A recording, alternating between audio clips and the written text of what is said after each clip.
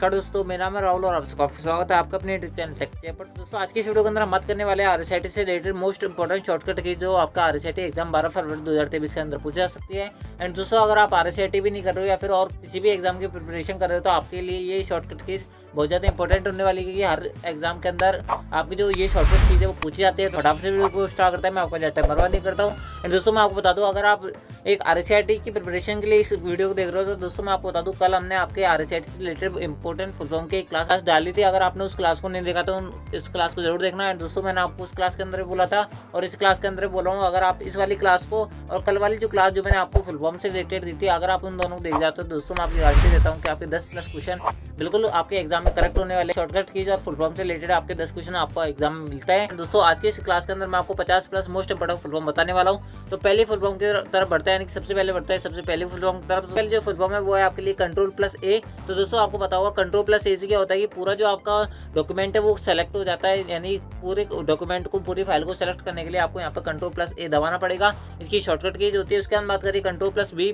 Ctrl+B से जो है वो आपका बोल्ड होता है, ध्यान रखना Ctrl+B से बोल्ड होता है। बोल्ड क्या होता है मैं आपको बताता हूँ। जैसे अभी ये लेटर बी लिखा हुआ है, नॉर्मल से लिखा हुआ है, अगर मैं इसको गहरा करना चाहता हूँ तो दोस्तों मुझे Ctrl+B यानी कि बोल्ड यहाँ पे दबाना पड़ेगा। ठीक है, अगली जो शॉर्टकट कीज आपको दिया वो आपको दिया Ctrl+C। Ctrl+C से आपका नॉर्मल कॉपी होता है।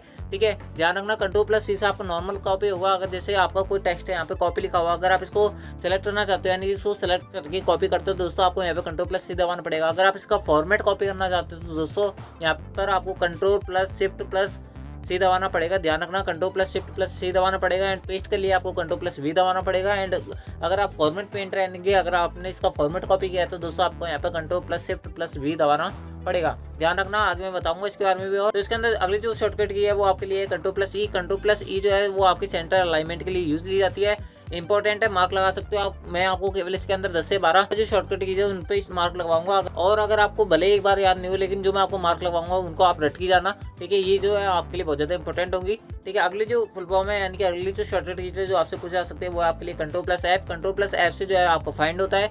Ctrl+G से आपका गो टू होता है, ध्यान रखना। एंड Ctrl+S से आपका रिप्लेस होता है। किसी भी एक शॉर्टकट कीज यहाँ पे दबाओगे तो तीनों जो फंक्शन है वो आपको एक ही शॉर्टकट कीज के अंदर देखने को मिल जाएगा। आपके सामने एक विंडो खुलेगी। ठीक है, उस विंडो पर आपको तीनों फंक्शन यहाँ पे देखने को मिलेंगे। यहाँ पे आपको मिलेगा फाइंड, तो उसके अंदर मिलेगा रिप्लेस, उसके अंदर मिलेगा गो टू। तो आपको इस प्रकार से तीनों फंक्शन एक के अंदर रन करने के लिए मिल जाते हैं। लेकिन अगर आपको अलग अलग शॉर्टकट की दबानी तो आप दबा सकते हो। ठीक है, ध्यान रखना Ctrl+S जो है वो हाइपरलिंक की शॉर्टकट की नहीं है। हाइपरलिंक के लिए आपको Ctrl+K दबाना पड़ेगा। बहुत ज़्यादा इंपॉर्टेंट है, क्योंकि हर बार जो वो पूछता है वो हाइपरलिंक के लिए पूछता है। रिप्लेस के लिए बहुत कम पूछता है, हाइपरलिंक के लिए हर बार पूछता है। क्योंकि बच्चे ऐसे करते हैं कि हाइपरलिंक का जो वर्ड है वो ऐसे स्टार्ट होता है, तो इस कारण से वो Ctrl+S दबा देते हैं। लेकिन Ctrl+S जो है वो उसका करेक्ट आंसर नहीं होगा।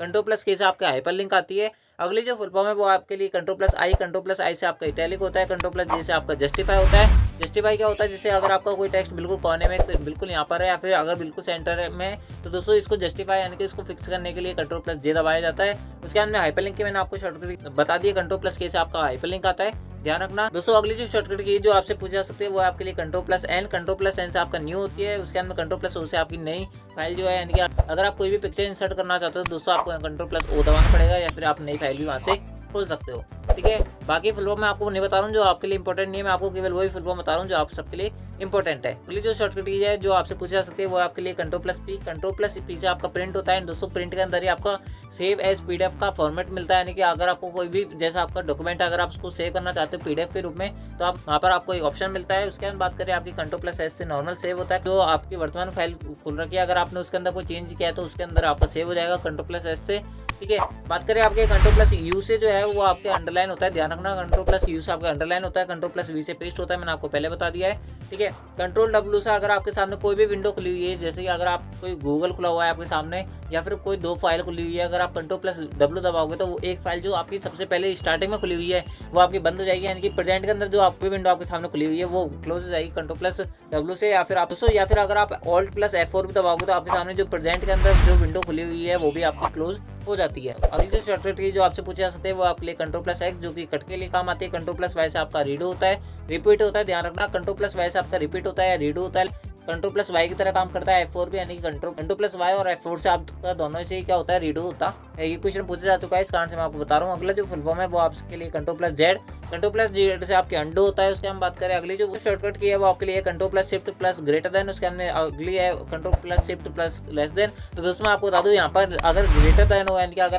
बड़ा का साइन हो तो दोस्तों आपका यहाँ पे जो फॉन्ट साइज है वो बढ़ जाएगा। फॉन्ट साइज क्या होता है मैं आपको बता देता हूँ। जैसे कि अभी ये एफ लिखा हुआ है स्मॉल में, अगर मैं इसको बहुत बड़ा करना चाहता हूँ तो दोस्तों आप मुझे इसके लिए control plus shift plus greater than का सिंबल दबाना पड़ेगा। अगर मुझे इसे छोटा करना है तो control plus shift plus less than का सिंबल दबाना पड़ेगा। अगर आप कंट्रोल प्लस ओपन ब्रैकेट, कौन सा वाला, ये वाला कंट्रोल प्लस ओपन ब्रैकेट दबाते हो तो दोस्तों आपकी फॉन्ट साइज इंक्रीज हो जाएगी। अगर आप ये वाला ब्रैकेट यानी कि अगर क्लोज ब्रैकेट दबाते हो तो दोस्तों आपकी जो फॉन्ट साइज है वो डिक्रीज हो जाएगी। ध्यान रखना इंपॉर्टेंट है। अगली शॉर्टकट की जो आपसे पूछा जा सकती है, एंड दोस्तों इसके अंदर जो आपको ये दो शॉर्टकट की दी है इसके अंदर आपसे सबसे ज्यादा पूछा जाता है कि इसकी शॉर्टकट की क्या होती है। तो दोस्तों मैं आपको बता दूं कंट्रोल प्लस अगर आप इक्वल का साइन दबाओगे तो आपका सबस्क्रिप्ट आ जाता है। Control plus shift plus equal का साइन दबाओगे तो आपका सुपर स्क्रिप्ट हो जाता है। तो सुपर स्क्रिप्ट और सबस्क्रिप्ट क्या होता है मैं आपको बता देता हूँ। जैसे अगर आपने मैथ में पढ़ा होगा कि एक्स की पावर 2 होती है, कभी कभार ऐसा होता है कि x2 लिखा होता है। अगर आपको x की पावर में 2 है तो इसको बोला जाता है सुपर स्क्रिप्ट, अगर नीचे लिखा होता है उसको बोला जाता है सबस्क्रिप्ट।